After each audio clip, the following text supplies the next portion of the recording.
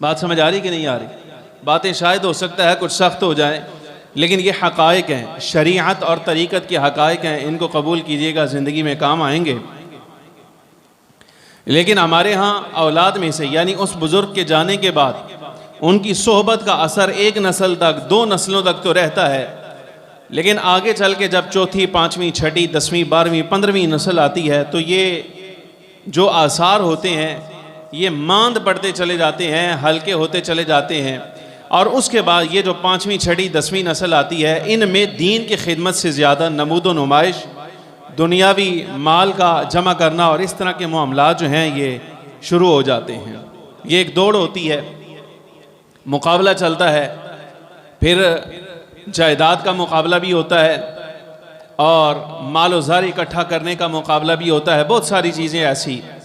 लेकिन बज़ाहिर जुब्बा व दस्तार और हालात, लिबास वही होता है जो उनके बुज़ुर्गों का होता है। लिबास वो अपनाया जाता है और इज़्ज़त वो हासिल करने की कोशिश की जाती है जो अल्लाह ने इनके बुज़ुर्गों के नाम लिखी थी, लेकिन काम वो नहीं होता।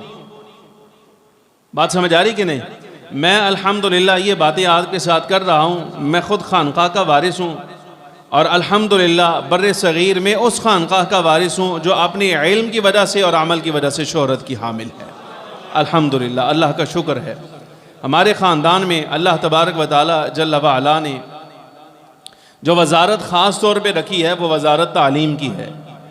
मालिक का करम ये है, मालिक का करम ये है कि अल्लाह तबारक व तआला जल्ल व अला ने महज़ अपने फ़ज़ल से और उन बुज़ुर्गों की इनायत से ये मौका हमें इनायत किया है।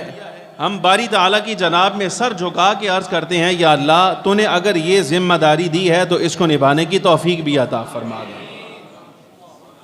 मुझे आज भी याद है, कराची के एक बुज़ुर्ग आलिम यहाँ लाहौर किसी जलसा में तशरीफ़ लाए तो मेरे उस्ताद साहब ने मुझे बुलाया और बुलाकर अपने पास बैठाकर मेरा तारुफ़ करवाया कि ये फ़लाँ बुज़ुर्गों की औलाद में से है, उनकी खानक़ाह से ताल्लुक़ रखता है। मैं अभी पढ़कर फ़ारिग हुआ था, पढ़ाई के बाद ये मेरा पहला साल था।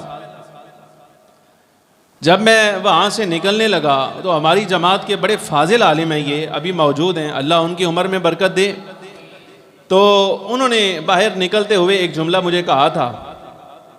उन्होंने मुझे कहा था, शाह जी हमेशा याद रखिएगा, आप हज़रत सैयदना शाह अबुल मुअल्ली रहमतुल्लाहि ताला अलैह की औलाद में से हैं और मैंने हज़रत वाला शान का जितना ज़ख़ीरा पढ़ा है, मुझे आज तक कोई जुमला ये नहीं मिला कि सिर्फ मेरे काम पर इक्तिफ़ा कर लेना, मेरे से आगे काम कोई ना करना तुम।